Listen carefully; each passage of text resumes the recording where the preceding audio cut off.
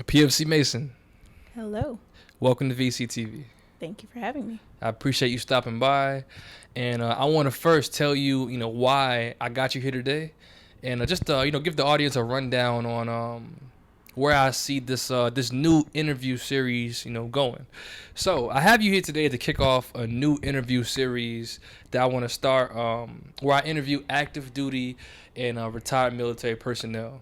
This interview series is going to be meant to inform upcoming soldiers, airmen, Marines,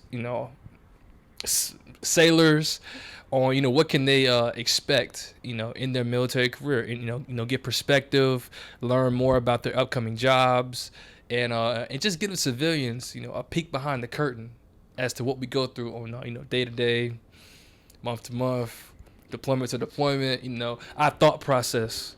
Okay. As to this other world that we live in. So that's pretty much why I got you here. So let's get started. All right. How old are you? I'm 26. 26. Okay. 26. All right. Knock on that 30, huh? Ooh. All right. Where are you from? I'm from Wisconsin. All right. What's your sign? I'm a Virgo. Okay. On a scale from 1 to 10, I want you to rate your military experience up until this point. 1 to 10, I'm going to say a 7.5. Okay. Why? It's harder than I thought, but it's still rewarding. So, yeah. Okay, that's fair. How long have you been in the Army for? In August, it'll be 2 years in August. Okay. What were you doing before you joined the Army? I was bartending. Okay. How'd you like that? I loved bartending. Really? I absolutely loved it. So I bet you're the friend that when people come around, you get into that bartending bag. I prefer not to. Oh, okay. You want to just sit back and enjoy? Yes. Okay. I understand. I can, though. Okay. So you're bartending, and at what point did you say, hey, it's time for a change? The military may be the route for me. When I realized that I had been bartending for years and I needed something new, something challenging. Mm-hmm. And obviously, not everybody's in the military, so it's a challenge. Right, 1%. So, yeah, here we are. Okay. For those of you who don't know, MOS is called, your MOS is your job in the Army. I don't know what it's called, Navy, Marines, Air Force. I don't know what it's called. Your rate, I think, is a Navy. But how did you choose your MOS when you first joined? So, I originally was just going to MEPS, and I wanted to be an MP. I wanted to be a military police off the bat. Me too. Couldn't tell you why. And then they were like, oh, it's not available. I was like, okay, I want combat medic. Wasn't available. I was like, okay, cool. So somehow I ended up with Signal, but it actually turns out my recruiter was in Signal as well. So I think she kind of influenced that. Right. What's Signal for those, as far as Signal? It's what Bravo, what's it called? So I do anything communications wise, anything that plugs into a wall. That's what I deal with. I was originally a 25 Charlie. Now I'm a 25 uniform. 25 uniform. Okay. Yes. Okay. What was the process in choosing that MOS? I know you said that MP wasn't available. Mm-hmm. You said combat engineer? Combat medic. Combat medic. You said that wasn't available. Yeah. But I'm saying how did you actually what were your options? So obviously infantry was on there. Okay. And that was a no. And then there were engineers of some sort on there, mm-hmm. But if I had to choose, I want to do something that I'm actually interested in. Mm-hmm. And I actually do like electronics. I like laptops.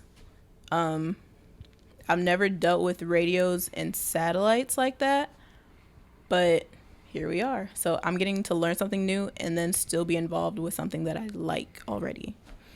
Okay. Did you get a bonus when you joined? I did. How big was it? It was a $5,000 bonus. Is it gone now? Been gone. Okay. It's okay. Look, trust me, we bonus people know how that go. Yeah. Yeah, I too got a bonus, and we're not talking about that. So where'd you go to basic training at?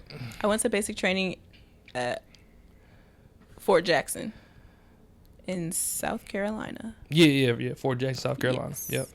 What was your best experience that happened at basic training? I met one of my best friends there. Like, I actually left from MEPS. We left from Houston together. Mm-hmm. We went to MEPS together, to reception together, to basic training together, to AIT together, and then we parted ways. Okay, all right. What are 5 pros of basic training? 5 pros. Like 5 positive things that came from basic training, or that you learned at basic training, or that happened at basic training. I learned a whole lot more patience, by far. I learned that you can do a lot with a little, because they give you the bare minimum of certain things. I think I also learned like a little bit more respect for the people that did go through basic training, because I went through during COVID. It's not the same that it was for someone that was pre-COVID. I would assume. Yeah. So, you got that.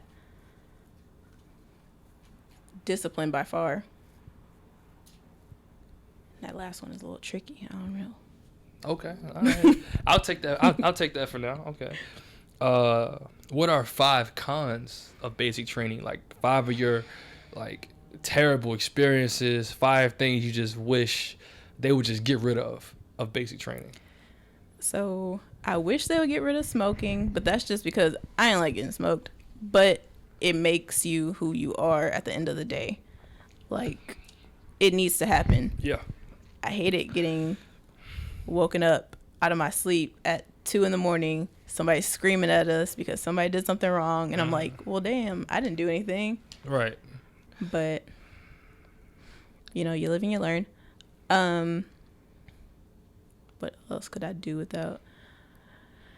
It was just, I don't know, it was just a trying time, because you're away from everything you know and love. You're starting a whole new life with a bunch of people you don't know. Yeah. It's just.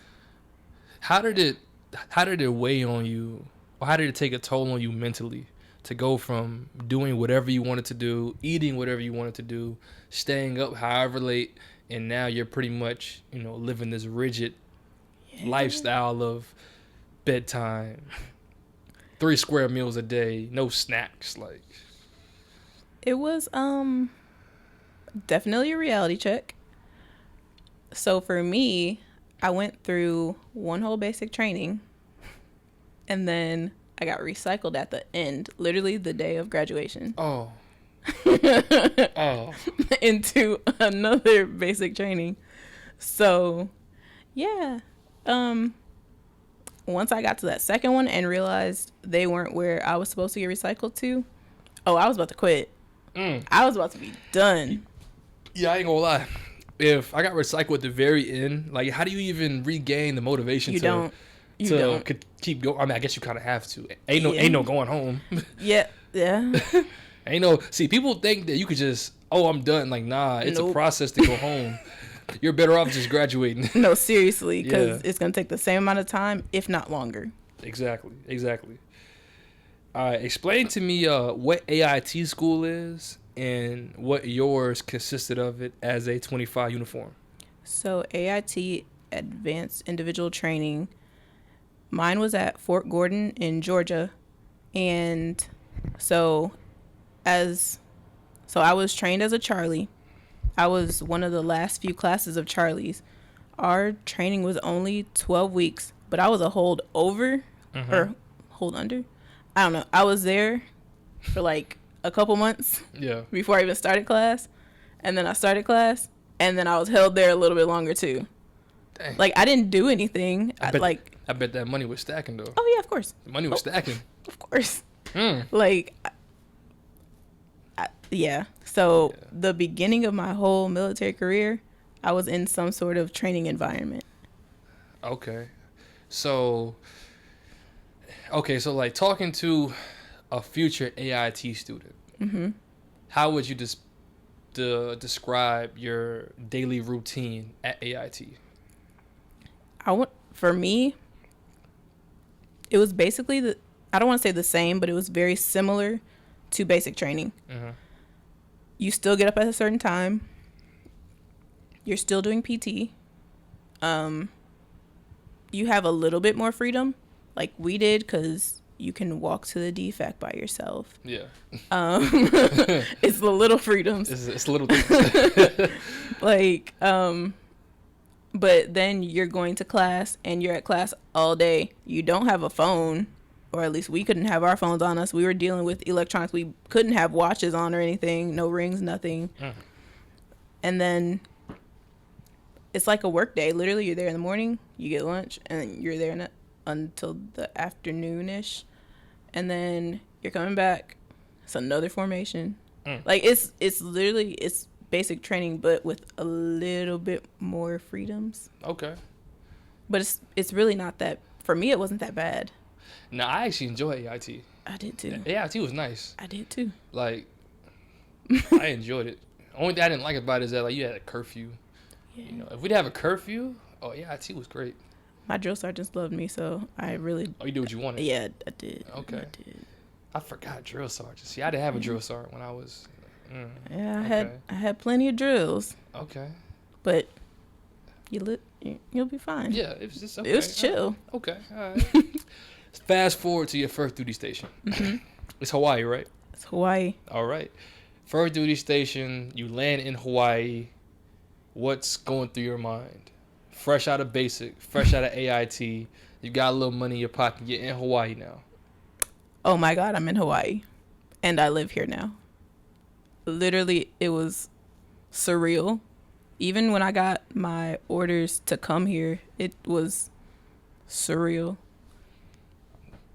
Because nobody thinks their first duty station is going to be Hawaii. It's beautiful here. Right. It's gorgeous. Yeah, I was saying, I only know one person that got stationed at Hawaii as their first place. Yeah. And it's like, bro, how'd you get Hawaii? Like, the power of God. I don't know. God, manifestation, something, or just anything. luck of the draw. There we go. Anything. Luck of the draw. All right, so what was the hardest transition, or the hardest transition going from basic, AIT, and now you're in Hawaii, first duty station? Like, what was the hardest part of that transition, if there was one? So for me, there was two.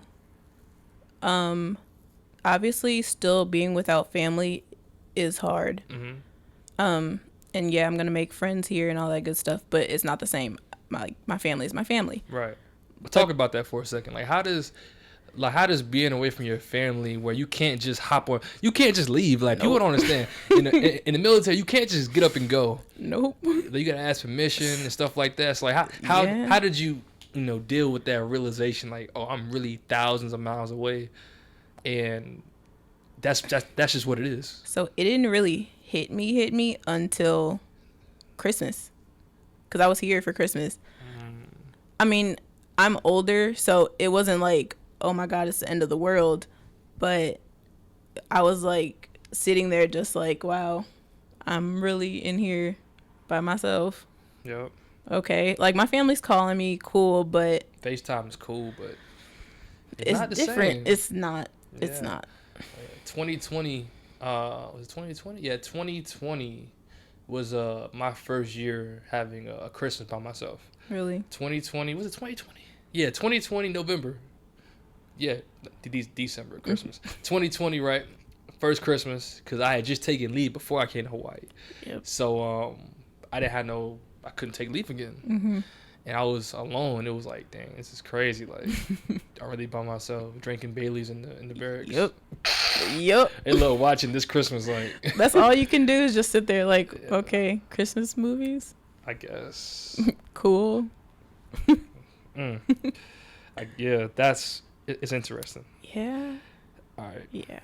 What's your everyday duties as a 25 uniform? Like a normal day for you? Walk you through a normal day. Okay, so walk me through a busy day for you. A busy day. Jesus. Okay, a busy day.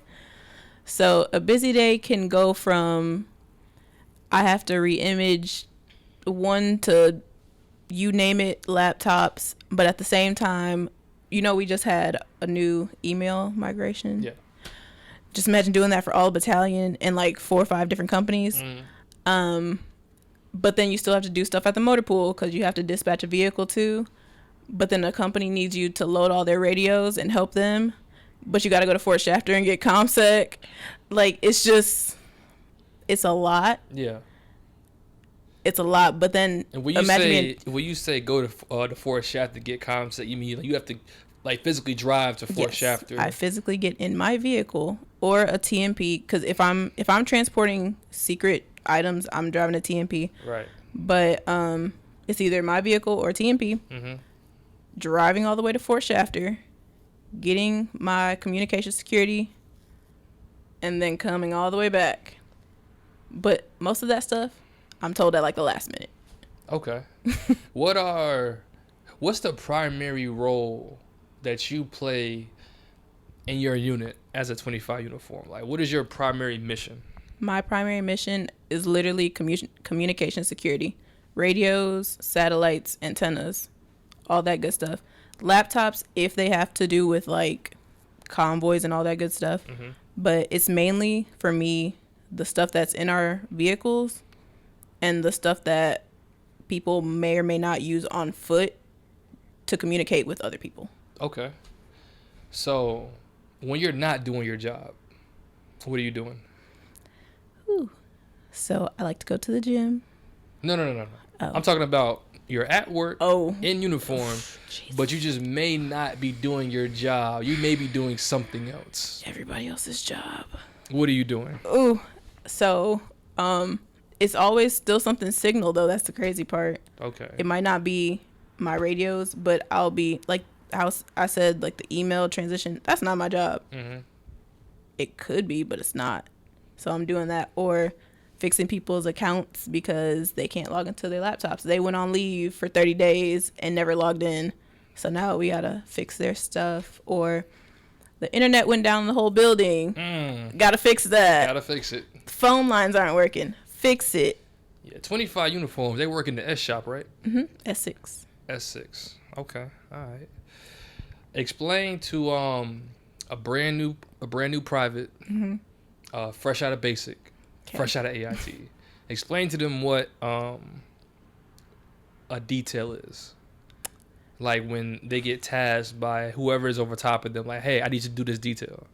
So a detail can be literally anything. So the last detail I was on, it's literally what you said, a task. The last detail I was on, I was a crossing guard at the elementary school. Well, I was filling in for somebody, but it was a crossing guard at the elementary school, just walking the kids across the street with a stop sign. Like, some are harder than others. Some are more daunting, time-consuming, whatever you want to call it, than others. But it's stuff that needs to get done. Right. Before holiday block leave, we had to sweep, mop, and buff the floors at battalion.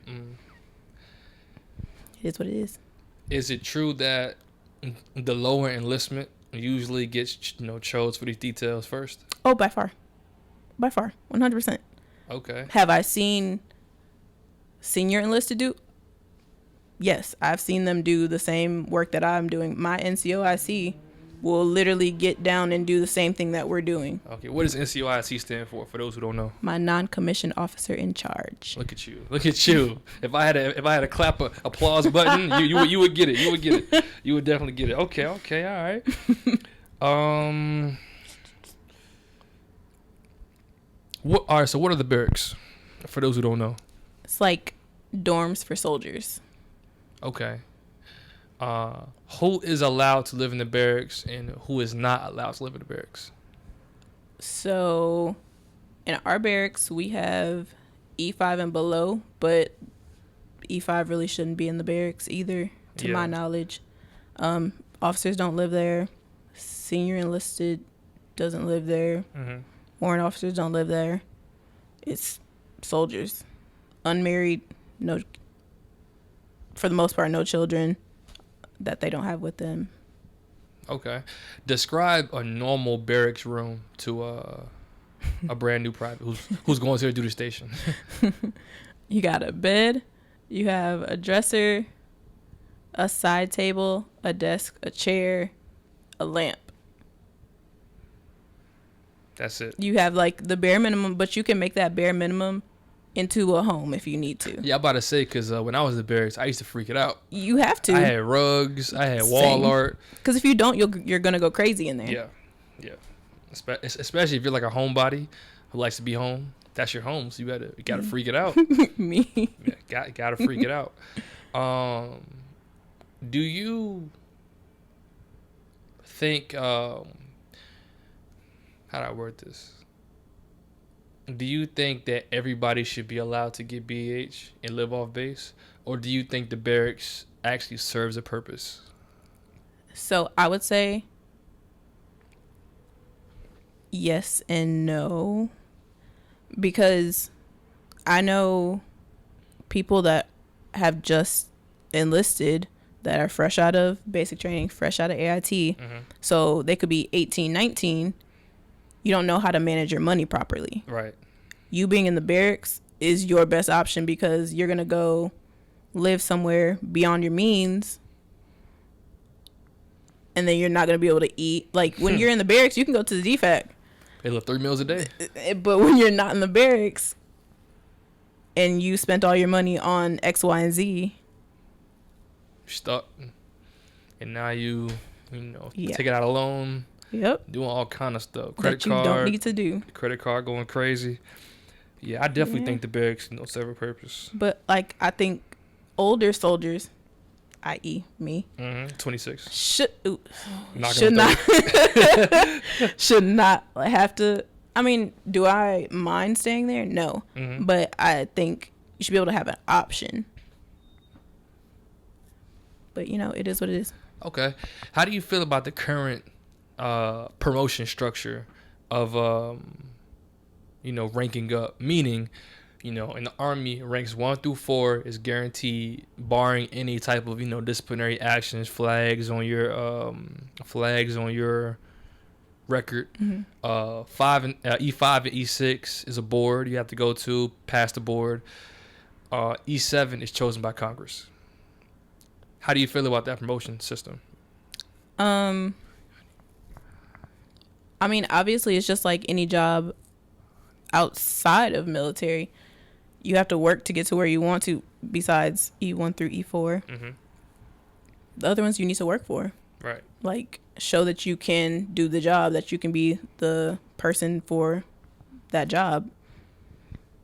And I see nothing wrong with it. Okay.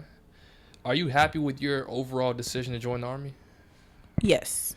If you could go back and re-pick a branch, would it still be the Army? Re-pick a branch? Probably not. The Army. What would it be? Definitely the Air Force. Why is that? So when I was enlisting, I went with the Army because the Army was the quickest one to get into. Mm-hmm. But if I would have done more research, I would have chosen the Air Force I don't want to say that because of the stigma behind it, because I didn't want it. I don't want easy. If I wanted easy, I wouldn't have joined the military at all. Right.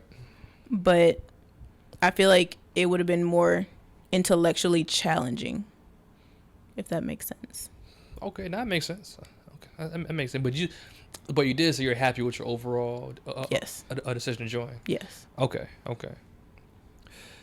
Do you feel like the Army does a good job of handling sexual harassment and a sexual assault in the workplace?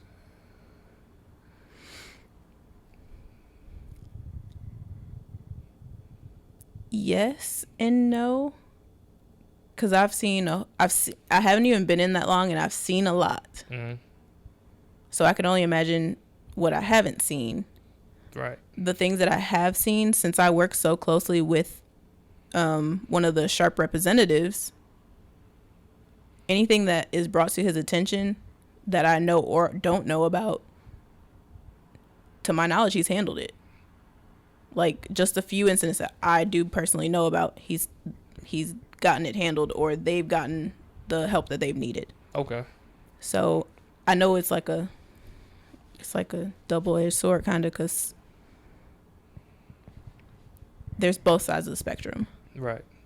What could they do to improve the number of cases? Because I believe the Army is the most leading branch in sexual assault cases.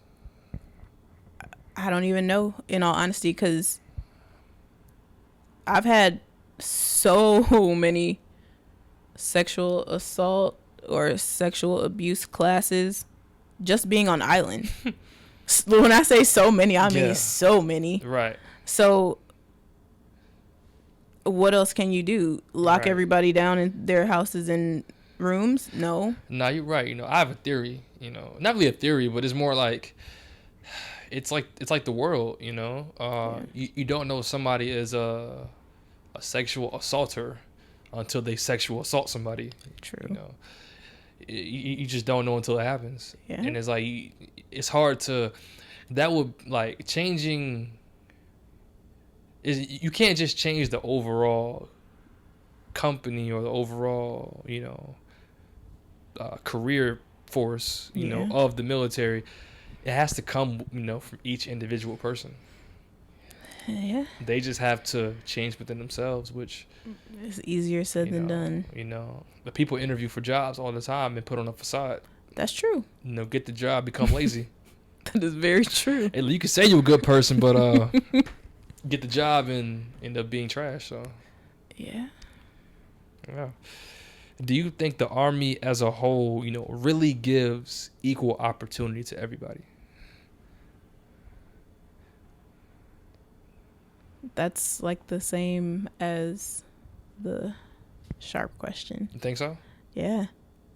So, in your experience,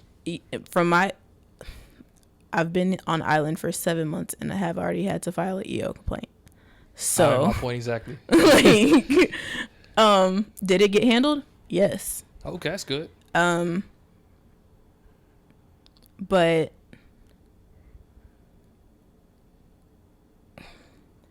like, do they try to give everyone equal opportunity? At least in where I'm at, yes. Is it always handled the way that I think it should be? No, but sometimes we can be biased and whatever the case may be. Right. So it's a double-edged sword. Like, both of those are really touchy subjects. Right. I got you. Yeah. What is the definition of toxic leadership? Someone that'll put themselves in the forefront or push you to the back to make themselves look better. Anything, but like by any means necessary to make their career better, to make themselves look better. Like, you being one of their soldiers just doesn't matter. You're just a consolation prize and you help them get where they need to be. That's what I think of when I think of a toxic leader. Have you dealt with that in your career so far? Yes. So, when you do have a toxic leader, how do you maneuver around that or just bear it day to day? Do my job, mind my business. As simple as that. Because anything other than that, because you're my leadership, you could retaliate against me if you really wanted to or try to. So what's done is done at this point. I mean, do my job. And you can never say I don't do my job. You can never say I've done anything out of spite towards anybody. Mm-hmm. Do what I need to do to get myself back to the barracks at the end of the day. I'm so serious. He's trying to get home, huh? That's it. I feel that. It's not even, I don't have to stay under the radar or anything, but I'm going to do what I got to do and go about my business. And go home. The kind of leader I would want to be is, at the end of the day, I want to make sure my soldiers are good, you're happy, you're healthy, and you're doing what you need to do job-wise. I don't have enough in me to like sit there and like nitpick things or like micromanage, basically. If you know what you're doing and you can do it, go be great. Because at the end of the day, I want you to get the shine so you can get to where I am if I'm that leader. Like, I want to be able to build you up so you can become a great leader for other soldiers. Right. Yeah. Okay. How do you feel about the Army's current height and weight standards as it pertains to women? I'm currently going through this battle right now. I have height and weight in 2 weeks. Height and weight sucks. It absolutely sucks. I'm 5'6", and they expect me to weigh 160. If I weighed 160, I would look sick. I would like visibly look sick. So, you know how many people I know, or females I know, that have to literally starve themselves? Yeah. Am I gonna starve myself? No. But you like, you wake up at 4 a.m. That's why I go to the gym too much. So there are so many people. I've even had like a courtesy tape done by another NCOIC, and she made me feel horrible one time. Like my first height and weight on island, like she was like, "Oh my God, no, this is not okay." Like it was bad. All right, so question. All right, so when you don't meet that 160, you get taped, right? Yes. How do they tape the women? So it's your neck, your natural waistline, and your hips. Okay. Which really sucks because everybody is built different. Right. You think it makes any sense that they actually tape your hips? No. Because they don't tape guys' hips. I know. It doesn't make sense to me. If you could have it your way, how would the height and weight standards be? As long as you can pass your ACFT, you're good. I would think so. As like you're not visibly overweight, and you can pass the standard that is set for you, the ACFT or APFT, you should be good. Okay. How did you feel when the new AR 670-1 grooming standards were passed? I was happy. I could wear earrings now. Passed. And for those who don't know what that standard is, let me just inform y'all. So, no minimum hair length for female soldiers. Multiple hairstyles to be worn at once, i.e. braiding, twists, or locks. Ponytails to be worn down the center of the back. You can wear highlights. It must be uniform blend with the colors. You can wear earrings in your uniform now, combat uniform. Solid lip and nail colors, nothing extreme. It must be natural. And for guys, we can wear clear nail polish now. You can have highlights too. yes, we can have highlights in our hair, but let me show up in uniform and with blonde hair. Yeah. And let's see what the stairs look like. So how? All right, so we first got that text, that call, that you got notification. How did that impact you? So, I dye my hair quite often. It's just my thing. Always has been. Always will be. So at first I was like, okay, I just have to keep a solid natural hair color. Yeah. Whatever. Boring, but whatever. But then they said you can have highlights. I was in AIT. I was literally watching it like on my phone. And they were like, yeah, females can have highlights as long as they're a natural hair color. I was like, what? Game changer, huh? What? And I was going home because of holiday block leave. Like, I was either going home or I just come back from home. One of the two. But I was like, I'm getting my hair done. Yeah, why not? So I dyed my hair, and then now I can wear earrings. For the longest, I did not know the actual regulation for earrings until Sergeant Major walked in my office. It's like, hey, Mason. I was like, hello, Sergeant Major. He was like, what's the regulation on earrings? I didn't know. My coworker, who was also female, had in earrings. Didn't know. The other NCOs that were in the office didn't know. They're like, nobody knows. He was like, look it up and I'm going to wait. So now I know. All right, what's the regulation? 6 millimeters is the max. Mine are 5 millimeters. Isn't it compared to like a dime or something? Or no? Not to my knowledge. Oh, I'm tripping. Okay, just 5 millimeters. Okay. Yeah, like nail length was a big one for me because my nails grow really long. Okay. Yeah, AR6. Yeah. All right. Okay. AR670-1. When I say like that was my best friend when it passed through. Is there any other improvements or additions to that specific regulation that you would like to see? So it was very to me it was very biased towards females. Obviously, I'm a female and I don't like pulling out my hair every day to put it in a slick back bun. Yeah. Those buns give me headaches. Or the fact that like I've seen females that have like bald spots or thinning hair because of the buns. Right. So I like the fact that, you know, we can twist it up and all that good stuff. But I feel like males, on the other hand, just like my hairstyle doesn't impact my work ethic, beards don't impact a male's work ethic. But precisely. What do I know? Precisely. I'm just a little old PFC Mason. PFC Mason.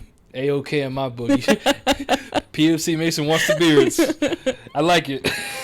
I like it. All right, so I just got one more question for you. All right, okay. So I want you to give some advice to a brand new private, you know, fresh out of AIT, fresh out of basic, who is going into their first duty station. I want you to give them advice, one, just from a general, like they can have any MOS, whatever, just on how to get through that transition and do it seamlessly. And also give advice to a 25 uniform going into their first duty station. Okay. Well, for everybody, just be on your P's and Q's. Keep everything on you that you need to, like keeping a pen on you. She got two. Something so simple. Keeping a notebook on you so you can write. I have one in my pocket. You never know when you're going to need to take notes or when you're going to like need something. Keep your CAC on you. Let's start there. That's a big one for me, especially as a 25 series. Keep your CAC on you and don't leave it anywhere. That is the biggest like violation that you could do as a 25 series. Everybody takes a class on it every year, but nobody ever abides by it until their cat gets stolen. Like, do your job, do it to the best of your abilities, keep up with your physical fitness, because if you don't, it's gonna be hard. Definitely gonna when be hard. A PFT rolls around, it's gonna be hard. And work out like outside of PT. PT is not the only time you should work out. But other than that, be the best you can be, because if you're being the best you, nobody can say anything. That's it. Okay. PFC Mason. PFC Mason. I appreciate you stopping by VCTV. Anytime. Until next time.